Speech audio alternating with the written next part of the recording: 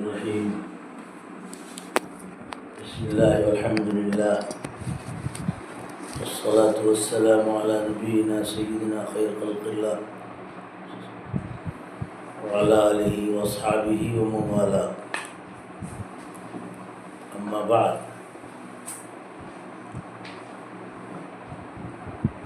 يقول المؤلف رحمه الله وقد اختار الله العرب ليتلقوا دعوة الإسلام ثم يبلغوها إلى أبعد أنحاء العالم لأن ألواح قلوبهم كانت صافية. یہ پیراگراف اس سے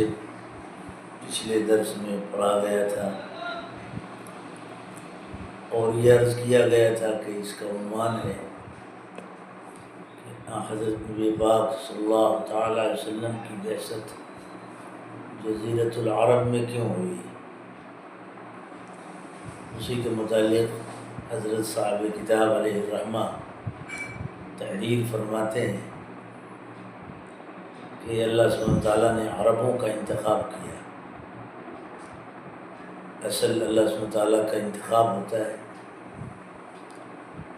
اور انتخاب کے بعد اللہ سبحانہ وتعالیٰ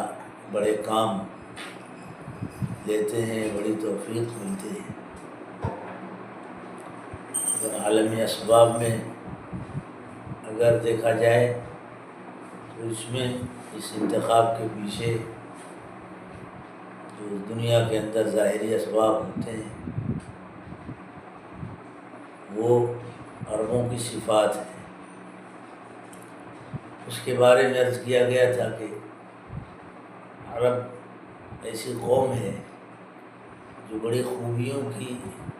اور صفات کی حامل ہے. دنیا کے اندر بسنے والی دوسری قوموں اور دوسرے لوگوں کے اندر وہ صفات معدوم ہیں، نہیں پائی جاتی. اس میں سب سے اہم بات تو یہ کہ عربوں نے اس انتخاب کا جو اللہ سبحانہ تعالیٰ کی طرف سے ہوا تھا اس کا حق ادا کرنے کی کوشش کی. انہوں نے اسلام کی دعوت کو قبول کیا اور پھر دنیا کے دور دراز خطوں تک اس کو پہنچایا. اسی کے لیے اللہ سبحانہ تعالیٰ نے اس قوم کا انتخاب کیا اور وہ قوم اپنی خوبیوں کے اعتبار سے واقعی یہ صلاحیت رکھتی تھی. عربوں کی فاعلی قوت دوسرے دنیا کے اندر بسنے والے تمام انسانوں کے مقابلے میں بہت زیادہ بڑی ہوئی. آج بھی یہ صفات ان کے اندر موجود ہیں. یہ الگ بات ہے کہ ابھی حالات کا کچھ ایسا پردہ ان پر پڑا ہے، لیکن عربوں کی خوبیاں ابھی بھی اگر دوسری اقوام سے تقابل کیا جائے تو اس میں وہ فائق نظر آئیں گے. اس کے بعد حضرت اس صفات کی طرف اشارہ کرتے ہوئے تحریر فرماتے ہیں کہ وجہ یہ ہے کہ عربوں کا کہ دل کی تختی صاف تھی. پہلی بات یہ ہے کہ ان کی دل کی تختی صاف تھی، اس پر کوئی ایسی گہری عمیق اور باریک تحریریں ثبت نہیں لکھی گئی تھی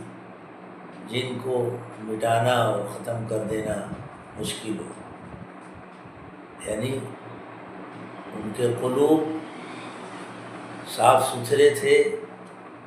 مطلب کہ ان پر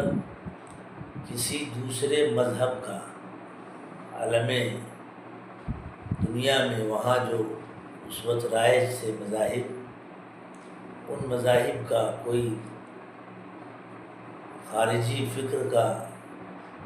ان کے قلوب پر کوئی ایسا گہرا تسلط نہیں تھا کہ جن سے نکلنا، اس کو مٹا کر ختم کر کے وہاں دوسری فکر ان کو دینا دشوار ہو، بلکہ وہ ایک نادانی میں جو خیالات، جو افکار انسان کے ذہن میں جہالت اور نادانی کی بنا پہ آ جاتے ہیں، وہی باتیں ان کے قلوب پر بھی تھیں، جس کو حق کی دعوت کے ذریعے، صحیح فکر کے ذریعے ختم کر دینا، وہاں صحیح اور سچی فکر، سچا عقیدہ حاصل کر دینا آسان تھا۔ یہ اس میں یہ تعلیم ہے کہ جو قوم بھی کسی حق کی دعوت سے پہلے کسی دوسری دعوت سے متاثر نہ ہو اور وہ اس کا ذہن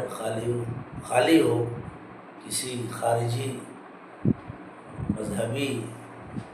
پریشر سے، تو وہ قوم حق کے لیے، حق کی اشاعت کے لیے بہت جلدی آگے بڑھ جاتی ہے، اگر اس کو تھوڑا سا مانجا جائے اور تربیت کے سانچے میں ڈھالا جائے۔ اس کی بعد مثال دیتے ہیں حضرت کہ جیسے روم اور فارس اور اہل ہند کا معاملہ تھا کہ یہاں کے لوگوں پر یہ اپنے علوم پر اور اپنے گمان کے مطابق ترقی یافتہ علوم و ادب پر اور اپنے گمان کے مطابق روشن تہذیب پر بڑے نازا تھے۔ گویا یہ اپنے کو اس میں کسی بھی دعوت کے قبول کرنے سے اپنے آپ کو مستغنی خیال کرتے تھے، اور وہ جو اس وقت ان کے معاشرے میں رائج افکار و نظریات تھیں جن کے اندر انسانیت پیس رہی تھی، لیکن اس کے باوجود وہ اس پر بڑے خوش تھے کہ ہمیں کسی تہذیب کی، خارجی تہذیب کی، کسی دوسری تبدیلی کی ضرورت نہیں ہے۔ وہ اس وجہ سے وہ اس میں مگن تھے، اور جب ظاہر سی بات ہے کہ کوئی آدمی غلط ہو کر بھی مگن ہوگا تو وہ حق سے مستفید نہیں ہو سکتا ہے۔ یہ بہت بڑی بنیادی بات ہے، اور یہی عربوں کا امتیاز ہے کہ عرب اپنی جاہلی زندگی میں تھے، لیکن وہ کسی دوسرے مذہب اور خارجی تسلط سے بالکل خالی تھے۔ اسی لیے جب حق کی دعوت ان کے پاس آئی اور آخری حق کی دعوت آئی تو وہ دل و جان سے جب سمجھ گئے تو اس پر قربان ہو گئے۔ اسی لیے یہاں یہ تاریخ کی روشنی میں یہ بات کہی جاتی ہے کہ جو لوگ کسی بھی مذہبی فکر یا ظاہری فلسفہ نظریہ کے تابع ہو کر وہ اپنے آپ کو اسی میں مشغول نہیں کیے ہوتے، اگرچہ وہ حق سے ہٹے ہوتے ہیں کیونکہ حق پہنچا نہیں ہے، لیکن وہ اپنے فکر و نظر، اخلاق و عقیدے میں اگرچہ ان پر ابھی حق کا اثر نہیں ہوا ہے، لیکن وہ کسی دباؤ اور پریشر میں نہیں ہوتے۔ تو وہ ایسے لوگ جب حق سمجھ میں آتا ہے تو فوراً قبول کر لیتے ہیں، اور پھر وہ دل و جان سے اس کی تائید میں اور اس کی اتباع میں اشاعت میں لگ جاتے ہیں۔ آج بھی اس کا تجربہ ہوتا ہے۔ اسی کو حضرت آگے واضح کرتے ہوئے مزید کہتے ہیں کہ جہاں تک عربوں کا معاملہ ہے تو ان کے دل کی تختی پر بہت ہلکی اور بسیط تحریریں تھیں جو دیہاتی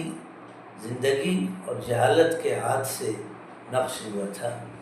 یعنی اگر آج کی زبان میں کہا جائے تو عرب کے لوگ جہل بسیط کا شکار تھے، جبکہ دوسرے دنیا کے تمام اقوام جہل مرکب کا شکار تھے۔ آج کی زبان میں اگر کہا جائے تو اس کو سمجھنے کے لیے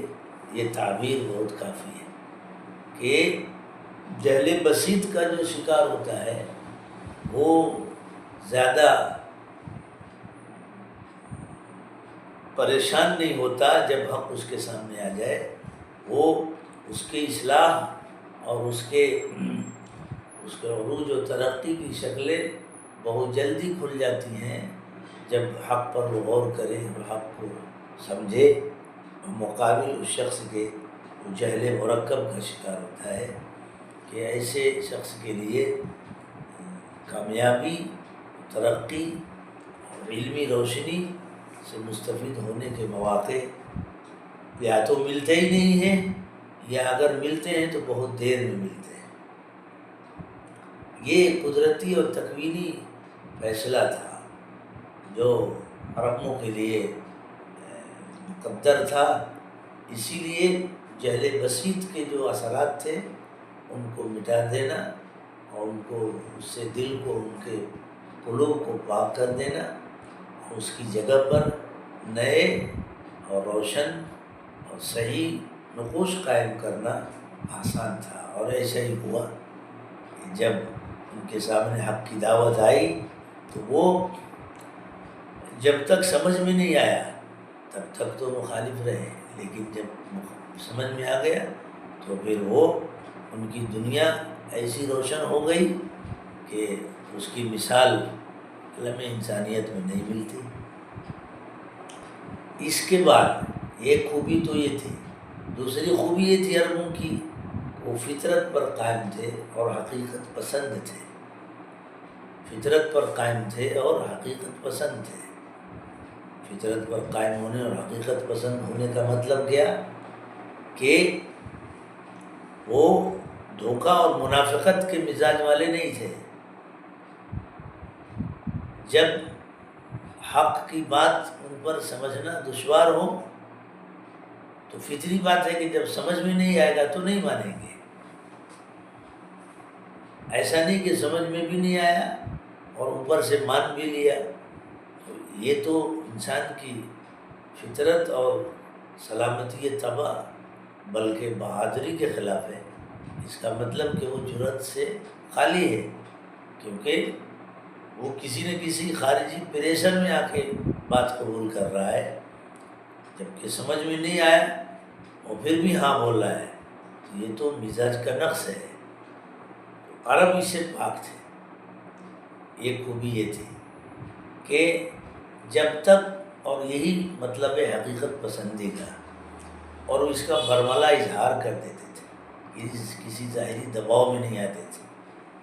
اس کے خلاف جو مزاج ہوتا ہے وہ منافقانہ مزاج ہوتا ہے کہ، اور منافق جو ہوتا ہے بزدل ہوتا ہے، تو وہ سامنے میں کسی پریشر میں آ کے ہاں بول دیتا ہے لیکن اندر سے اس کے مخالف ہوتا ہے۔ یہ طبیعت کا دوغلا پن ہے، عربوں میں یہ بات نہیں تھی۔ تو اسی لیے کہا کہ ان کی فطرت سلیم تھی، جب حق بات کا سمجھنا دشوار ہو تو اس کے مخالف ہوتے تھے، اور جیسے ہی پردہ ہٹ جائے اور حق واضح ہو جائے تو پھر ان کو قبول کرنے سے کوئی روکتا نہیں تھا، کوئی روک نہیں سکتا تھا۔ یہ ان کے اندر کی خوبی تھی۔ چنانچہ اس کا اظہار واقعات کی دنیا میں کئی واقعوں میں ہوتا ہے۔ صلح حدیبیہ کے موقع پر جو کفار کی طرف سے بن کر ترجمان بن کے صحابی آئے تھے رضی اللہ عنہ، بعد میں بنے، اس وقت اسلام نہیں لائے تھے۔ جب صلح نامہ لکھا جا رہا تھا تو اس وقت حضرت نبی پاک سیدنا آقا صلی اللہ علیہ وسلم نے فرمایا کہ ٹھیک ہے، ھذا ما قاض علیہ محمد رسول اللہ صلی اللہ علیہ وسلم، کہ وہ بات ہے جس پر فیصلہ کیا اور صلح کرتے ہیں اللہ کے محبوب رسول حضرت سیدنا محمد صلی اللہ علیہ وسلم۔ محمد الرسول اللہ بول کے ارشاد فرمایا آپ صلی اللہ علیہ وسلم۔ تو وہ جو سامنے والے آئے تھے، یہ ہے ان کی حقیقت پسندی اور فطرت کی سلامتی، کہ ابھی تک ان کو حق سمجھ میں نہیں آیا تھا، دب کے نہیں رہے، چپ نہیں رہے، وہاں فوراً بول پڑے۔ یہ فطرت کی سلامتی ہے کہ حضرت ہمارے اور آپ کے درمیان تو یہی مسئلہ ہے، ہم نے آپ کو محمد الرسول اللہ ہم نے ابھی مانا کہاں ہے؟ ہم اگر یہ جان لیتے کہ آپ محمد الرسول اللہ صلی اللہ علیہ وسلم اور حقاً آپ محمد الرسول اللہ صلی اللہ علیہ وسلم تھے، لیکن اس وقت وہ کہتے ہیں کہ ہماری لڑائی تو ہمارے بعض جو مخالفت چل رہی وہ یہی چل رہی کہ ہم نے ابھی آپ کو محمد الرسول اللہ رسول اللہ کے حیثیت سے نہیں مانا ہے اور آپ یہ لکھوا رہے ہیں، تو یہ تو بات ہی ختم ہو جائے گی۔ یہ تو ہم اس کو ابھی قبول کہاں کیے، یہ مسئلہ ہمارے اوپر واضح نہیں ہوا ہے، تو اس لیے یہ نہ لکھیں آپ۔ تو آپ نے فرمایا اس وقت کیا جواب کہ دیکھو سیدنا علی کرم اللہ جو فرمایا کہ اچھا لکھ دو۔ تو سیدنا علی کرم اللہ کی صداقت ہے اور حقیقت ہو کہ حضرت تیار نہیں ہوئے، کہا کہ میں نہیں لکھوں گا۔ یہ ان کی سچائی تھی کہ جب وہ قبول کر چکے ہیں اور حقاً قبول اور حق تھا اور حق کو قبول کیا کہ محمد الرسول اللہ ہیں، تو انہوں نے آپ نے انکار کر دیا کہ میں نہیں لکھوں گا کہ محمد بن عبداللہ آپ سچے اللہ کے رسول ہیں، تو پھر کیسے؟ تو دونوں نمونہ وہاں ہے۔ تو آپ نے فرمایا اچھا جگہ بتاؤ کہاں ہے لکھی ہوئی؟ تو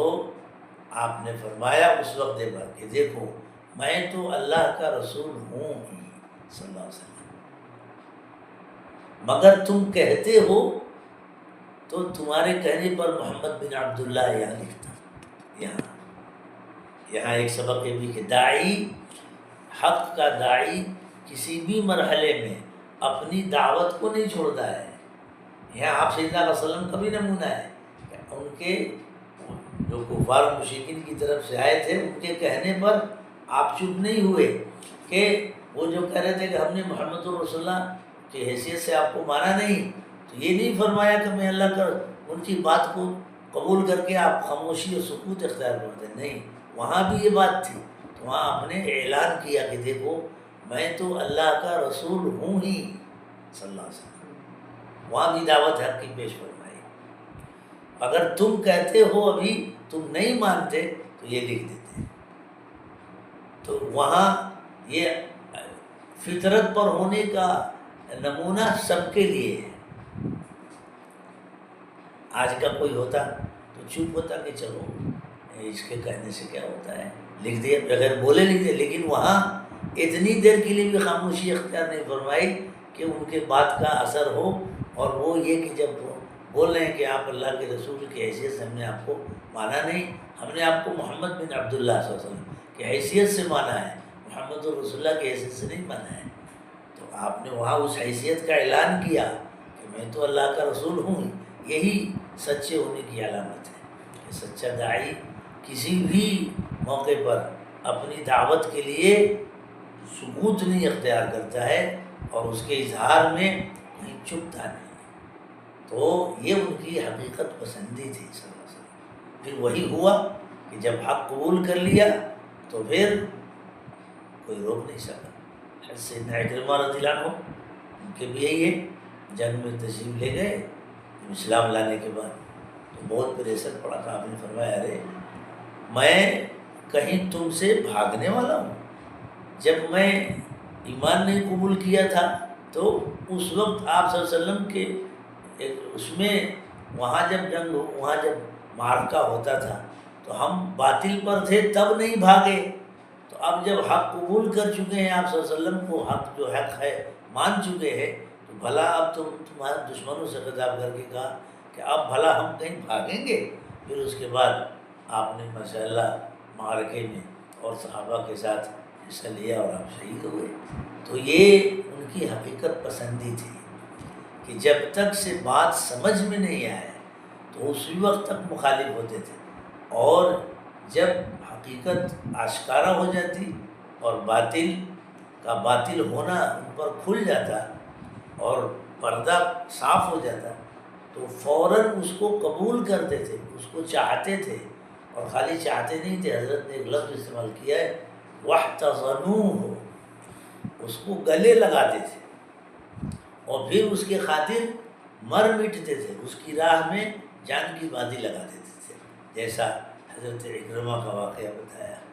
تو یہ خوبی دنیا کی کسی قوم میں نہیں تھی، اور وجہ یہی تھی کہ دنیا کی قومیں جو تھیں ظاہری بناوٹی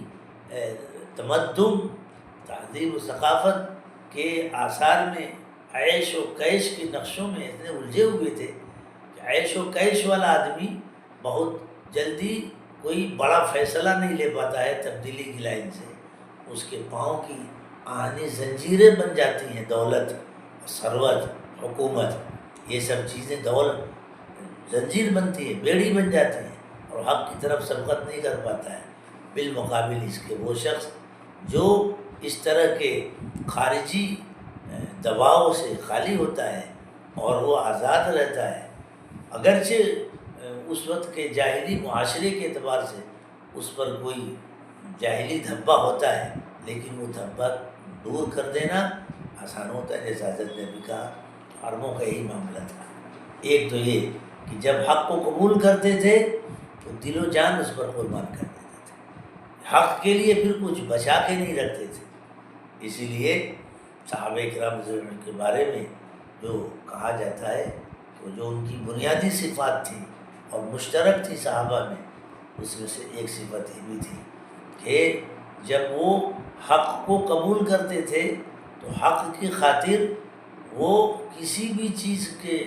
اپنے کوئی بھی چیز کو، امکانیات کو قربان کرنے میں پش و پیش نہیں کرتے تھے۔ اور ایک بات یہ بھی تھی کہ حق صحابہ دین کے بارے میں غائب درجے مخلص تھے، ان کا ہر قدم اخلاص پہ چلتا تھا، صحابہ کے اخلاص پہ شبہ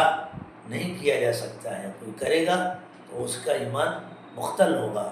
یہ بہت اہم صحابہ کے بارے میں ہمارا عقیدہ ہونا ضروری ہے۔ اسی طرح ان کے جو اختلافات ہوئے ہیں، اسی لیے جو اختلافات ہوئے ہیں سب حق پر تھے، حق کی بنا پر تھے، اور دونوں نے جس کو حق سمجھا اس کے اوپر اپنی جان قربان کی، حق کو حق سمجھ کے ہی انہوں نے اپنا قدم بڑھایا تھا۔ اس کے علاوہ اور جو ان کی اس وقت کی قومی خوبیاں تھیں، اس میں سے ایک خوبی یہ بھی تھی کہ وہ سچائی کے پرستار تھے، سچائی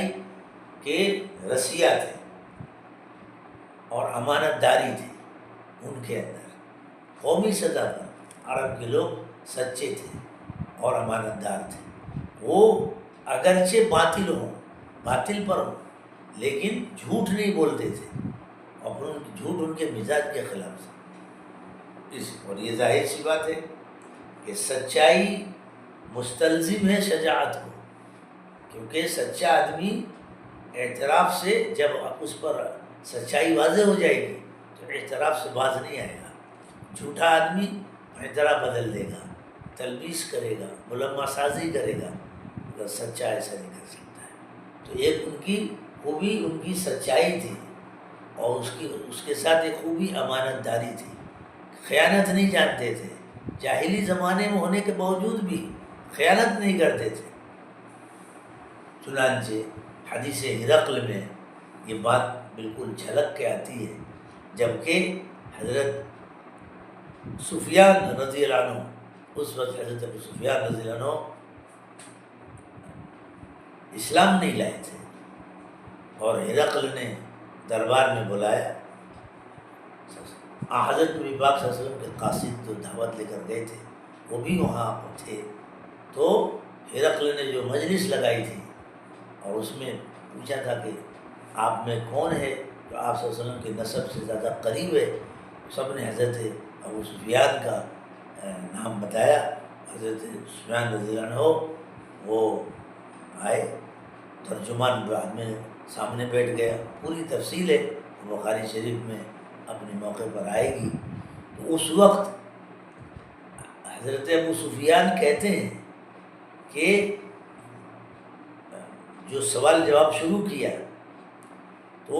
عرب کے لوگ، قافلے کے لوگ سامنے بیٹھے تھے، تو کہتے تھے کہ ایسے سچے سچے سوالات تھے اور جواب دے رہے تھے، تو سچائی سے جواب دے رہے تھے، تو کہہ رہے تھے، اس میں جملہ ہے کہ میں اس بات سے ڈرتے ہوئے اور اس کو ناپسند کرتے ہوئے کہ میری طرف کوئی جھوٹ منسوب نہ کرے، اس لیے میں نے ان سارے سوالات کا جواب سچا دیا۔ زمانے جاہلیت میں بھی اتنی نفرت ہے جھوٹ سے، وہاں کہہ رہے ہیں کہ سچ بتا دیا، نبی کا نسب ایسا ہوتا ہے، آپ سے نسل ہمارے درمیان ایسے ہیں۔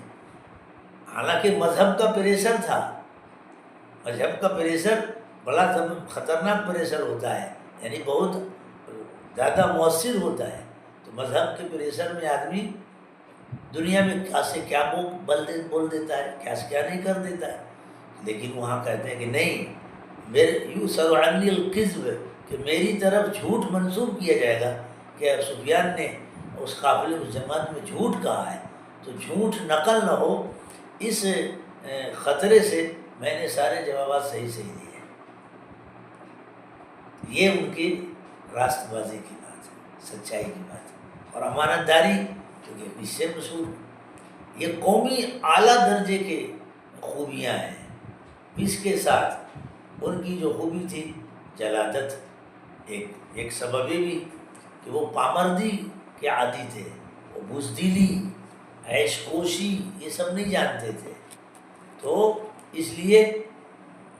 جلادت بہادر آدمی کے اندر ہوتی کہ مشقتوں کو خندہ پیشانی کے ساتھ جھیل لے اور وہاں پر سپر نہ ڈالے، ہار نہ مانے، یہ ان کی خوبی تھی۔ اور یہ چیز ان کی جو زمانے جاہلیت کی زندگی کا رنگ تھا، یہ اس کا لازمت ہے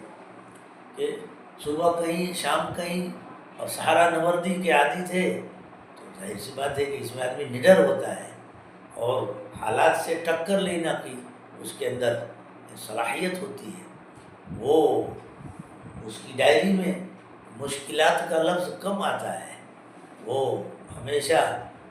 کوشش کرتا ہے کہ انہونی کو ہونی کر کے دکھائے، تو اس کے بس میں جتنا ہے وہ کر دیتا ہے۔ یہ جلادت کی صفت تھی، اور جلادت کیوں تھی کہ اس لیے کہ ان کی زندگی میں سادگی تھی، تقشف تھا، نقش بازی، عیش کوشی نہیں تھی، موٹا جھوٹا کھاتے تھے۔ تو جو آدمی بھی اس طرح کی خوبیوں کا ہوتا ہے، اس کی جو اخلاقی قدریں ہیں وہ بہت اعلیٰ ہوتی ہیں۔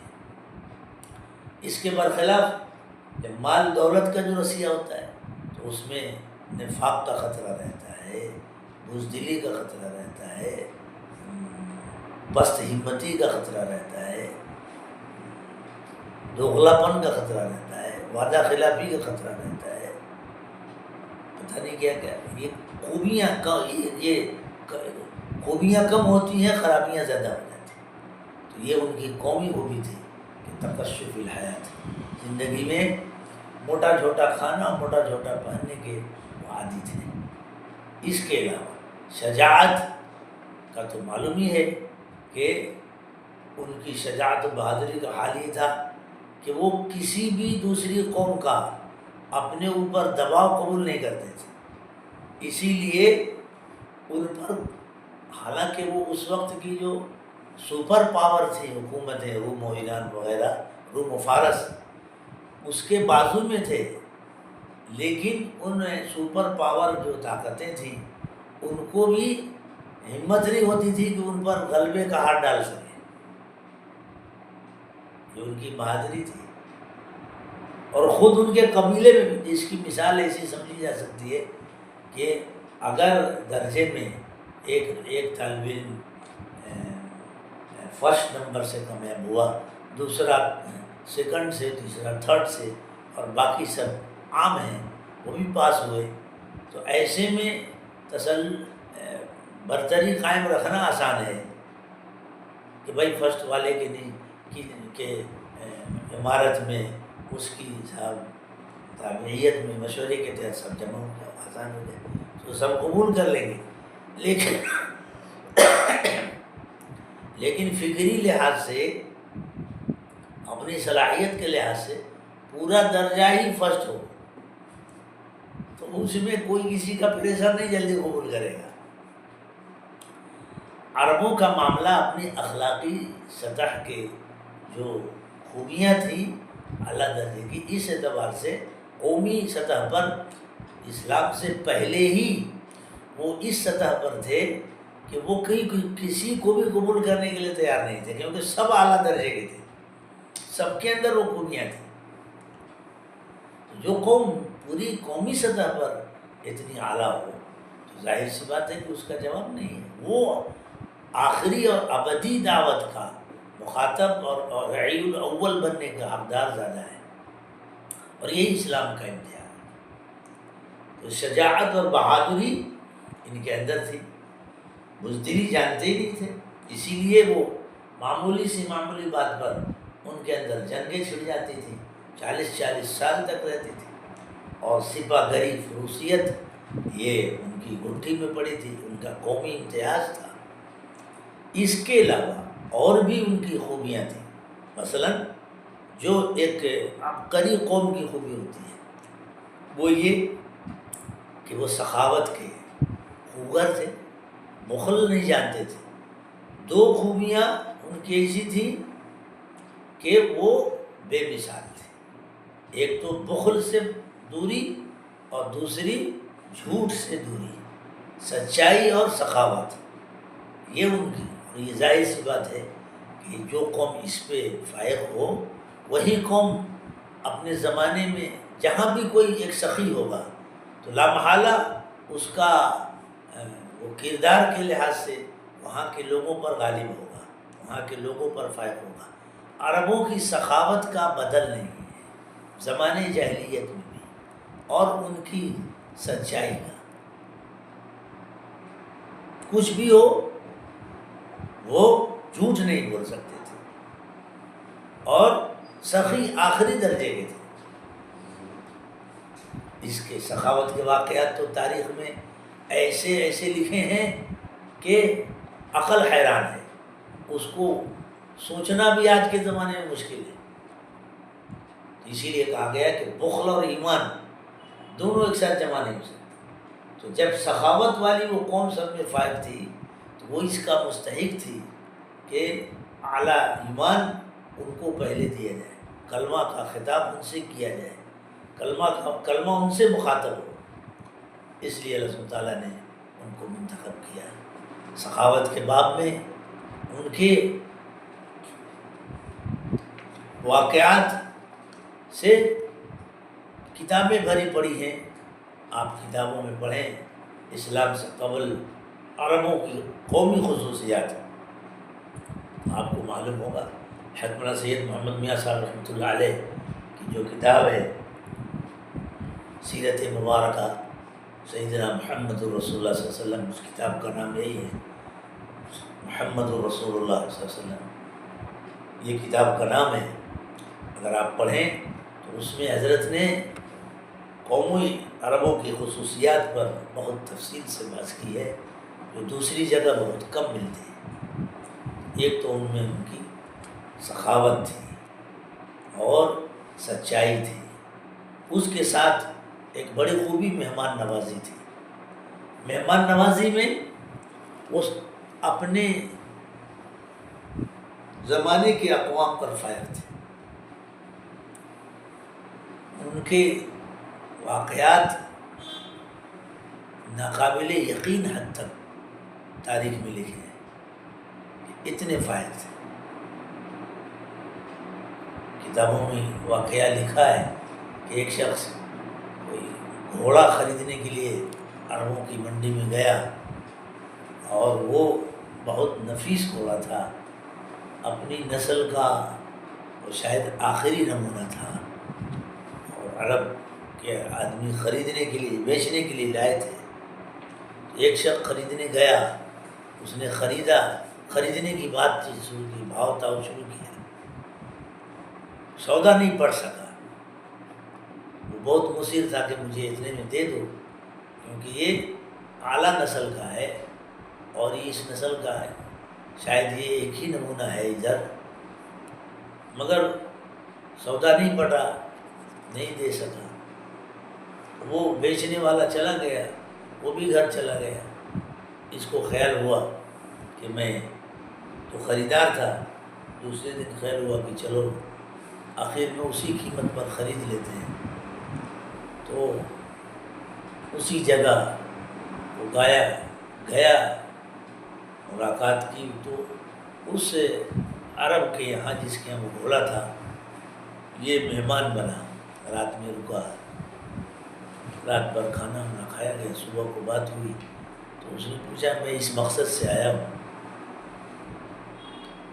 تو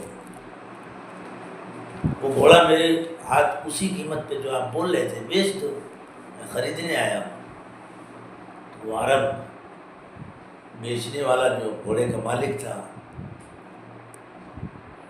اس نے کہا کہ تم نے آنے میں دیر کر دی، وہ گھوڑا تو اب میرے یہاں ہے ہی نہیں۔ اس کو غم ہوا کہ کہاں چلا گیا۔ تو اس شخص نے کہا کہ رات تم میرے مہمان بنے تھے اور میرے گھر پہ اتنی تنگی تھی کہ تمہاری میزبانی اور مہمانی کے لیے میرے یہاں کچھ تھا نہیں کہ اکرام کروں سوائے اس گھوڑے کے، تو میں نے تو اسی گھوڑے کو رات کو ذبح کیا اور اس کا اسی کا گوشت تم کو کھلایا اور اکرام اسی سے کیا ہے، حالانکہ وہ میرے گھر میں وہی تھا اور کچھ تھا نہیں۔ اتنا غم ہوا اس کو۔ یہ ایک محیر العقول واقعہ ہے کہ مہمان کی میزبانی میں اس نے اپنا اعلیٰ درجے کی نسل کا گھوڑا قربان کر دیا۔ یہ قومی بلندی ہے عربوں کی، جو ان کی سخاوت اور ضیافت میں دلالت کرتی ہے۔ اور فروسیہ سپاہگری معلوم ہے، تو یہ تقریباً شمار کرنے سے 10-12 صفات بنتی ہیں جو ان کی اعلیٰ درجے کی بلندی پر دلالت کرتی ہیں اخلاقی لحاظ سے۔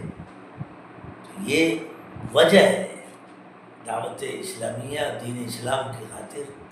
ان کا اولین انتخاب ہوا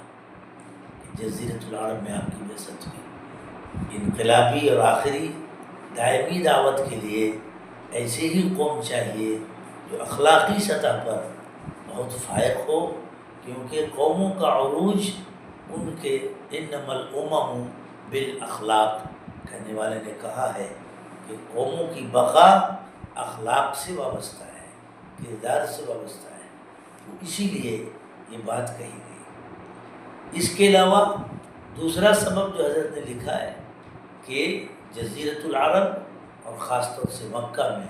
بیت اللہ شریف کا ہونا، کعبہ مبارکہ کا ہونا، یہ بھی سبب ہے حضرت سیدنا مولا آقا صلی اللہ علیہ وسلم کی بعثت کا، کہ آپ صلی اللہ علیہ وسلم کی بعثت اس لیے بھی ہوئی جزیرۃ العرب میں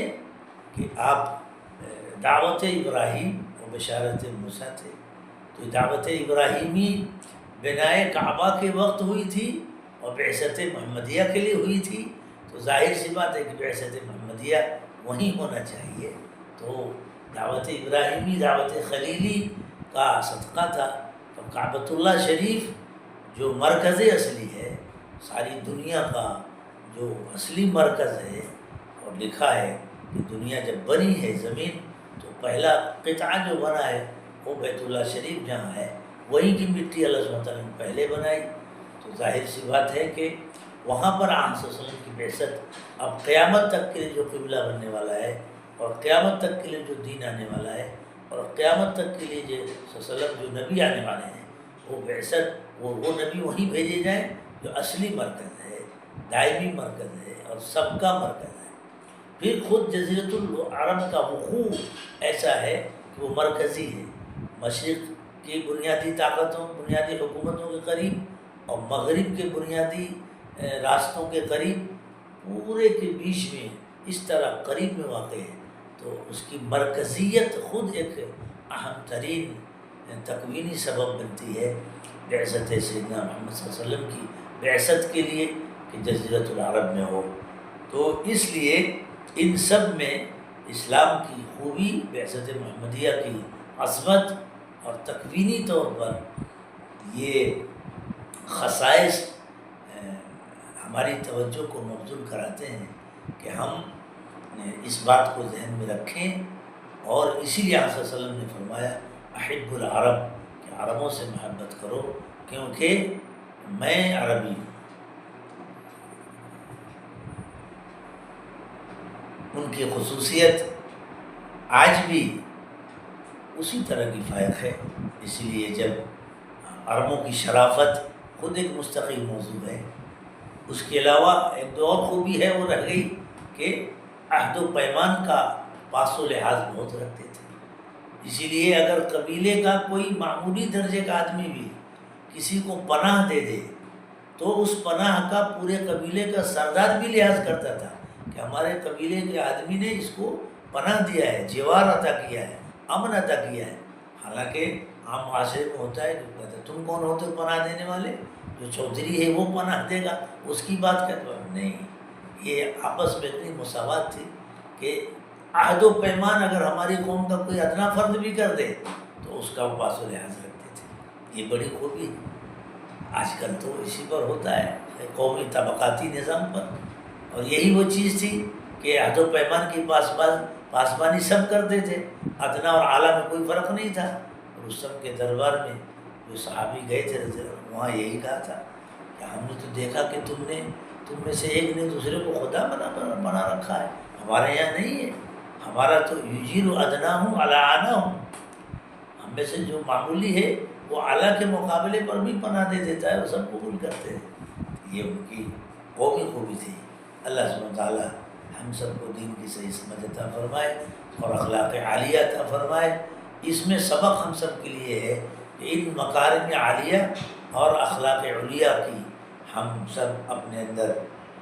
فکر کریں کہ ہمارے اندر اس سے آراستگی ہو.